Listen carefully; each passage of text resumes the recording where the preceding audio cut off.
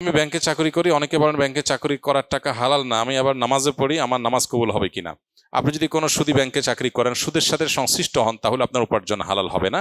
আর উপার্জন যদি হালাল না হয়, তাহলে সেক্ষেত্রে আপনার অন্য নফল আমল বা অন্য আমল এটা আপনার জান্নাতে যাওয়ার জন্য যথেষ্ট হবে না। জান্নাতে যেতে হলে আপনাকে অবশ্যই উপার্জন হালাল করতে হবে।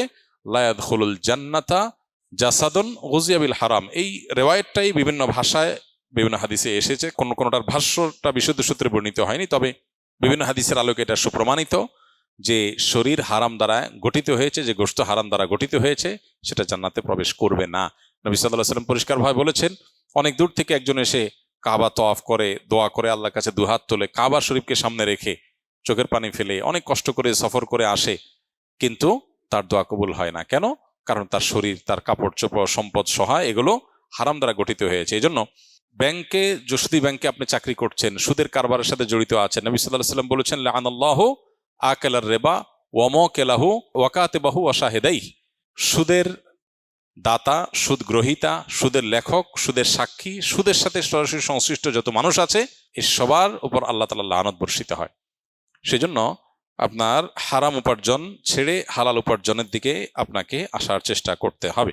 কাউকে টাকা ধার দেওয়া নেওয়ার ইসলামী বিধান কি?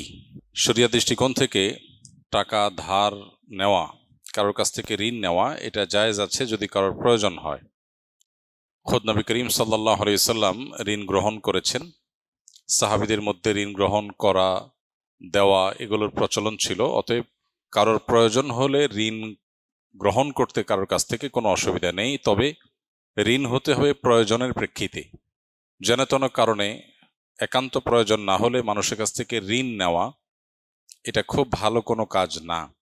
মানুষের কাছে ঋণের জন্য হলেও যে হাত পাতা হয়, চাওয়া হয়, সে চাওয়াটা হবে একান্ত প্রয়োজনের প্রেক্ষিতে। যদিও এটা তার কাছ থেকে দান বা দক্ষিণা চাওয়া নয়, বরং ঋণ চাওয়া, কিন্তু তারপরও সেটা যখন প্রয়োজন হবে তখনই চাওয়া উচিত। আজকাল দেখা যায় অনেকে ঠুনকো কোনো কারণে, যেটা আসলে খুব বেশি একান্ত প্রয়োজনের সীমানায় ফেলার মতো না, সেরকম বিষয়ের জন্য যেন কারণে ঋণ করে। অতএব জরুরতের ভিত্তিতে কোনো প্রয়োজনের প্রেক্ষিতে ঋণ গ্রহণ করা, ঋণ নেওয়া এটা জায়েজ আছে। তবে তার জন্য শর্ত হলো সুদ মুক্ত ঋণ নেওয়া, এবং সেই সাথে শর্ত হলো ঋণ আদায়ে সদিচ্ছা থাকতে হবে। আজকাল অনেকে ঋণ নেন কিন্তু আদায় করার ব্যাপারে সদিচ্ছা নাই। কারোর কাছ থেকে সরাসরি চাইতে অসুবিধা, সেজন্য ঋণের কথা বলে চান, ওনার নিয়ত হলো দিবেন না, যে তার অনেক আছে, ডাইরেক্ট চাই কিভাবে, এই জন্য ঋণের কথা বলে চাই। অর্থাৎ ঋণ নেওয়ার সময় নিয়তি হলো যে এটা আর ফেরত দেব না। তো এইরকম উদ্দেশ্যে যদি ঋণ গ্রহণ করা হয় তাহলে সেটা জায়েজ নাই। পরিশোধ করার পাক্কা এরাদা আছে, নিয়ত আছে, প্ল্যান পরিকল্পনা আছে, এবং সুদভিত্তিক কোনো ঋণ নিচ্ছেন না, এরকম যদি হয় তাহলে সেক্ষেত্রে একান্ত জরুরতের প্রেক্ষিতে ঋণ গ্রহণ করা জায়েজ আছে। আর যিনি ঋণ দিবেন তার জন্য এটা সর্বাবস্থায় প্রশংসনীয়। বিশেষ করে কাউকে যদি ঋণ দেওয়ার মাধ্যমে তার কোনো বিপদ দূর হয়, তার কোনো কষ্ট দূর হয়, তার কোনো বিশেষ উপকার হয়, তাহলে সেক্ষেত্রে ঋণ দেওয়াটা এটা অত্যন্ত ফজিলতপূর্ণ একটি কাজ। অনেক উলামা একরাম ঋণ দেওয়াটাকে মুস্তাহাব বলেছেন।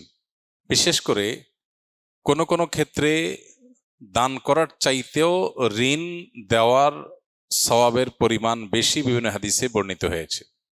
এখন প্রশ্ন উঠতে পারে, দানের ক্ষেত্রে তো একটা মানুষকে পুরোপুরি দিয়ে দেওয়া হয়, আর ঋণের ক্ষেত্রে তো পুরোপুরি দেওয়া হয় না, তাহলে পুরোপুরি দিয়ে দিলে তার চাইতে আবার ঋণের ফজিলত, সওয়াব বেশি কিভাবে হতে পারে?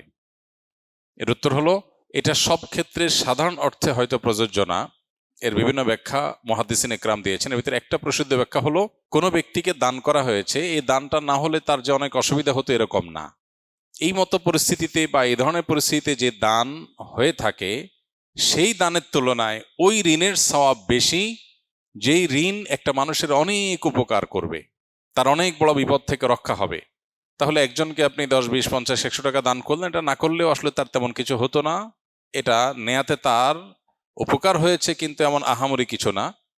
আর এর বিপরীতে একই পরিমাণ টাকা যদি আরেকজনকে ঋণ দেওয়া হয় তাহলে তার বিরাট উপকার হবে। তো এমতো পরিস্থিতিতে প্রয়োজন পূরণের ক্ষেত্রে কোনো জায়গায় দানের চাইতে ঋণ দেওয়ার উপকারিতা ঋণ গ্রহীতার জন্য প্রযোজ্য হয়। সেরকম পরিস্থিতিতে দানের চাইতেও ঋণের সওয়াব বেশি হবে। আল্লাহু আ'লাম বিস-সাওয়াব। তাহলে খোলাসা কথা হলো, জরুরত হলে, কোনো বিশেষ প্রয়োজন হলে কারোর কাছ থেকে ধার নেওয়া, ঋণ নেওয়া জায়েজ আছে, কিন্তু সেটা পরিশোধ করার সদিচ্ছা থাকতে হবে। ঋণ দেওয়ার অনেক মানুষের সদিচ্ছা আছে, অনেকে ঋণ দিতে চান কিন্তু ঋণ গ্রহীতারা টালবাহানা করেন, দিতে চান না, ঘোরান। এই বদভ্যাস এবং এই খারাপ কালচার প্রতিষ্ঠিত হওয়ার কারণে ঋণ দেওয়ার যে আমলটা আছে এটা সমাজ থেকে হারিয়ে যাচ্ছে এবং মানুষ সুদী ঋণের উপর নির্ভরশীল হয়ে যেতে হচ্ছে। তো এই জন্য যারা ঋণ নিয়ে সেটা টালবাহানা করেন, ঘোরান, দিতে চান না, তারা মূলত সুদকে সমাজে প্রতিষ্ঠা করার ক্ষেত্রে একটা ভূমিকা রাখছেন। ব্যাপারটা অনেকটা এরকম। নবী করিম সাল্লাল্লাহু আলাইহি সাল্লাম বলেছেন, মাতালুল গানিয়্যি যুলমুন, একজন সচ্ছল মানুষ সে ঋণ নেওয়ার পরে যদি টালবাহানা করে এবং দিতে না চায়, ঘোরাঘুরি করায়, তাহলে সেক্ষেত্রে সেটা স্পষ্ট জুলুম। এজন্য কারোর কাছ থেকে ঋণ নেওয়ার পর সেটা পরিশোধ করার জন্য সদিচ্ছা থাকতে হবে, স্পষ্ট সময়ে দেওয়ার জন্য নিয়ত থাকতে হবে, পরিকল্পনা থাকতে হবে, তাহলে ঋণ নেওয়াটা জায়েজ আছে।